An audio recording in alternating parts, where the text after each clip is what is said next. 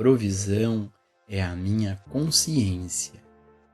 É a consciência de Deus individualizada como eu. Independente do que minha necessidade possa parecer ser, seja uma nota de $1 ou um iate, deve se desdobrar, se manifestar a partir do infinito de minha própria consciência. Portanto, não levo em conta e nem penso numa nota de $1 ou num iate. Esta é a atitude que você deve aprender a tomar. E é a atitude que você deve praticar até que se torne realidade. Humanamente, essa atitude não é natural para o adulto. Pelo contrário, para uma criança é inteiramente natural. Uma criança vai jogar uma peça valiosa pela janela, porque ela ainda não aprendeu a atribuir valor a tais coisas. Seu senso de valor é amor, o amor que ela tem por sua mãe e seu pai, e o amor que eles têm por ela. Esse é o seu suprimento, e ela sabe disso. Enquanto existe aquele amor entre filho e pais, a comida diária, a roupa e a casa fluem como coisa natural. Portanto, o amor é o sentido da provisão para a criança. Então, conforme ela cresce para fora desse sentido de amor, seu sentido de oferta muda e torna-se 50 centavos ou $1 milhão. Devemos nos tornar como criancinhas. Devemos retornar à mesma confiança infantil que tivemos em nossos dias da infância. O Mestre nos disse que devemos nos tornar como criancinhas. Vamos voltar àquele ponto em que não mais confiamos em notas de dólares para o nosso suprimento, mas vamos começar a entender que o amor, a consciência ou a espiritualidade é o nosso suprimento. E que enquanto tivermos a presença do amor, teremos todas as coisas acrescentadas a nós. Esse é um passo no desdobramento e revelação de Deus, a divina consciência aparecendo como amor e atendendo às nossas chamadas necessidades humanas. Você pode facilmente entender que, por um tempo, toda vez que você lida com dinheiro, você precisará conscientemente lembrar-se de que isso não é suprimento, mas sim o efeito do amor. É o efeito da presença de Deus aparecendo como sua consciência. Desta forma, você irá desenvolver gradualmente, dentro de si mesmo, uma atitude que reconhece que a nota de $1 não é a realidade do seu sustento. Um exemplo disso é o caso do casal hindu que assumiu a vida espiritual. Com suas tigelas de esmolar como parte típica de seu caminho, um dia, enquanto caminhavam pela estrada, o marido na frente e a esposa logo atrás, o homem se agachou, pegou alguma coisa na terra, esfregou em seu manto e guardou o objeto no bolso. A esposa rapidamente perguntou o que ele havia encontrado. Quando ele mostrou-lhe um diamante, sua repreensão foi rápida e afiada. Estamos vivendo a vida espiritual, em que é o diamante de maior valor que a sujeira que você retira do diamante?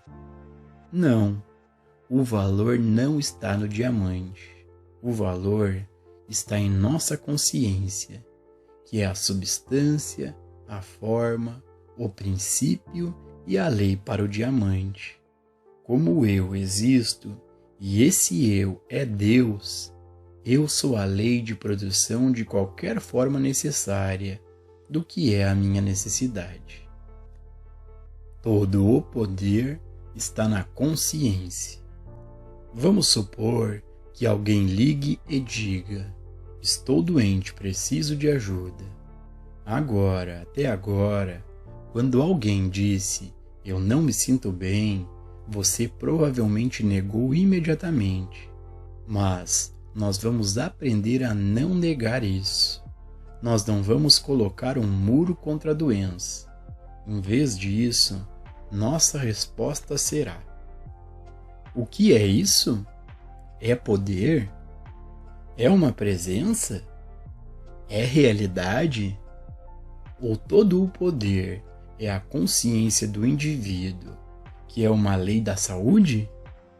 E esse crescimento do distúrbio, essa dor ou limitação, é uma lei? Não, claro que não é. Desde o começo, essa é a nossa realização com cada súplica, com cada chamada que nos é feita por ajuda. Podemos nos encontrar dizendo: então, ou qualquer outra coisa que nos ajude a concordar com o nosso adversário. O princípio da cura é: concorde com o teu adversário. Você não pode lutar contra qualquer coisa com a qual você concorda. No momento em que você luta, combate ou se posiciona contra qualquer queixa que venha a você, você está construindo um adversário, ou, em vez de entrar em acordo com o que parece ser um erro, mas que, na realidade, é apenas uma ilusão, se é que pode haver uma realidade numa ilusão. No momento em que você luta ou combate o erro de qualquer forma, você o confirma como algo que deve ser removido. E não há como dizer quanto tempo a cura vai demorar. As únicas curas instantâneas são aquelas que acontecem quando a consciência do praticante sabe, quando o praticante está convencido de que não há poder ou presença na coisa que alega ser uma manifestação errônea. Existe cura possível enquanto você acredita ou tenta curar uma condição? Não. A cura vem do reconhecimento de que a consciência do indivíduo é Deus, ou que Deus é a consciência do indivíduo. Assim, a consciência do indivíduo é a lei para todas as condições. Na linguagem bíblica, maior é aquele que está em você do que aquele que está no mundo. A consciência Deus, a consciência do indivíduo, é sempre a lei, é sempre a presença, é sempre a realidade. Se algo aparece externamente, é apenas um efeito, e, como efeito, não pode ser lei. Como efeito, não pode ser causa. Como efeito, não pode ser poder. Nenhum efeito no mundo tem poder sobre o outro efeito. Isso é uma lei espiritual. A consciência é todo o poder.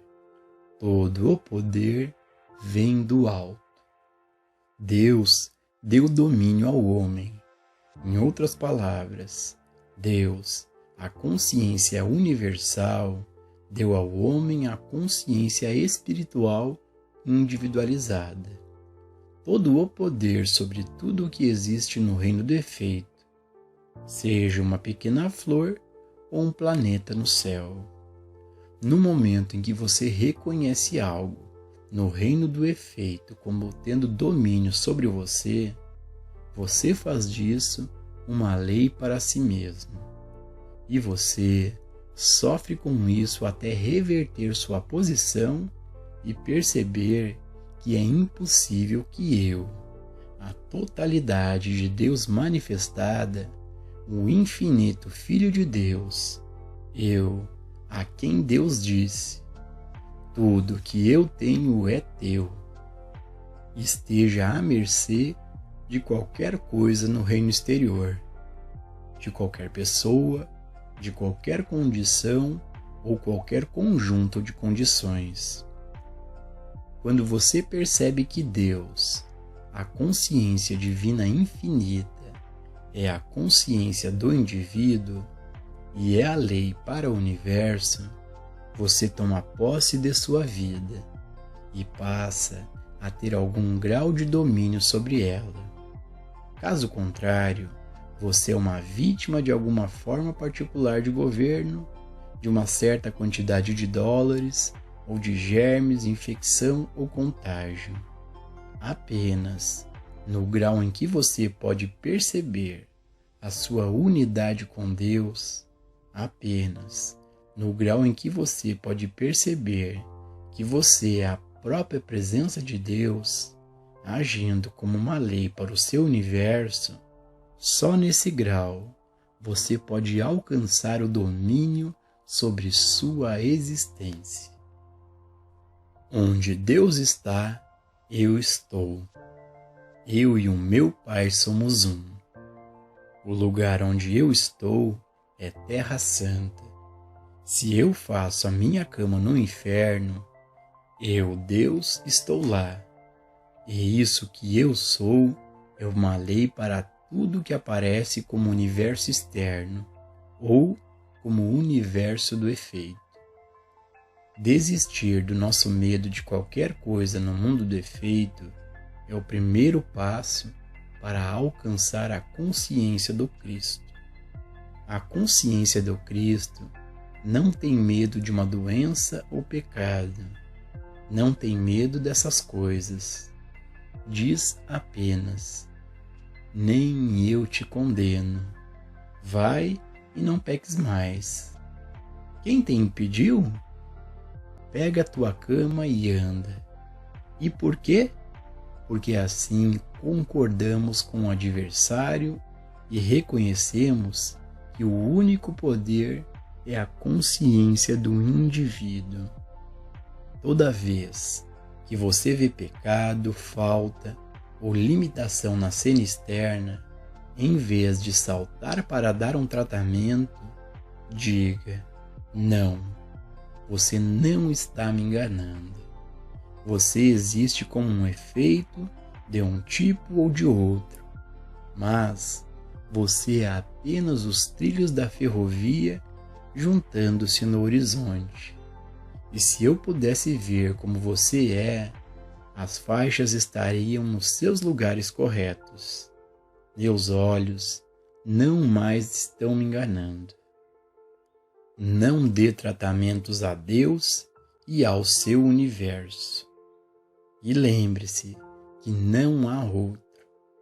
Tratamentos em si não têm valor. Ninguém em toda a história da metafísica já mudou uma condição da realidade por meio do tratamento. Nenhuma única melhoria foi feita em todo o reino espiritual através do tratamento. Tratamentos não têm valor, mas a oração sim. Orar sem cessar, porque a oração é o desdobramento da sua própria consciência. Oração é Deus revelando-se a você. A oração é Deus revelando sua verdade à sua consciência individual. A oração é a revelação da realidade divina à nossa consciência individual. Voltando-se para dentro, observando, sempre ouvindo a realidade divina. Este é o segredo da vida espiritual. E esse é o segredo que, em última análise, revela Deus a nós como nosso ser individual e como nossa individualidade. Nesse interior, e somente nele, encontra-se harmonia, encontra-se paz, alegria, poder e domínio. O universo espiritual deve agora se desdobrar para você. Não se preocupe, nem se perturbe com o que está acontecendo no mundo humano. Com isso, Eu não quero dizer que você deveria esconder sua cabeça na areia. Você ainda prossegue com seus assuntos, fazendo as coisas de acordo com seu mais alto senso de retidão. Mas você não deve ter nenhuma preocupação com os resultados de seus esforços, quando passa a viver nesse sentido. Lembre-se disso. Existe um universo invisível e inefável. Isso é o que você está procurando. Carne e sangue não poderão herdar o reino de Deus. Mas não é dito carne doente ou sangue doente. Apenas diz carne e sangue. Nada que existe como forma pode herdar o reino de Deus. Nada daquilo que existe para o seu sentido mortal pode ser levado ao reino de Deus. Nós estamos dedicados agora não a tentar melhorar as condições humanas, mas sim à revelação de Deus e do universo espiritual, manifestando-se como nossa consciência individual. Existe um universo infinito e invisível. Existe um mundo de ideias espirituais, mas este mundo não tem relação com o mundo que podemos ver, ouvir, tocar, provar ou cheirar. Tudo o que estamos conscientes no mundo dos sentidos é a visão distorcida da ideia divina, do universo real, que estamos vendo através de um vidro, sombriamente. Bem, onde nós parecemos estar, Deus está. Onde todos os fenômenos mortais parecem ser, o universo espiritual é. Nós estamos apenas vendo através de um vidro sombriamente. Chamamos isso de mortal e material, mas, em sua verdadeira essência, é espiritual e divino. A consciência aparece como pães e peixes. Trecho de João capítulo 6, versículo 1 ao 10. Depois disto, partiu Jesus para o outro lado do mar da Galileia, que é o de Tiberíades, e grande multidão o seguia, porque via os sinais que operava sobre os enfermos. E Jesus subiu ao monte e assentou-se ali com seus discípulos. E a Páscoa, a festa dos judeus, estava próxima. Então Jesus, levantando seus olhos e vendo que uma grande multidão vinha ter com ele, disse a Filipe: Onde compraremos pão para estes comerem? Mas dizia isto para experimentar, porque ele bem sabia o que havia de fazer. Filipe respondeu-lhes: 200 dinheiros de pão não lhes bastarão, para que cada um deles tome um pouco. E um dos seus discípulos, André, irmão de Simão Pedro, disse-lhe: Está aqui um rapaz que tem 5 pães de cevada e 2 peixinhos. Mas que é isto para tantos? E Jesus disse-lhes: Mandai assentar os homens. A aparência foi de escassez e limitação material. A primeira resposta da maioria de nós em tal situação é: eu tenho apenas 50 centavos e eu preciso de $5. É neste ponto que o sentido material começa a se preocupar com o que o mundo chama de úlceras. Em nosso ensino, fazemos como o Mestre Jesus fez. Instantaneamente, nos afastamos da cena, da imagem. Será que 50 centavos ou $5 realmente atendem à nossa necessidade? É isso o suficiente para atender às nossas necessidades? Ou é a presença de uma divina consciência, aparecendo como consciência individual? Não é isso que vai atender à nossa necessidade e nada mais? Se você se lembrar dessa lição, nunca mais buscará por pães e peixes, ou moedas e notas, ou julgar a profundidade do universo ilimitado de Deus pelo sentido limitado e por números finitos.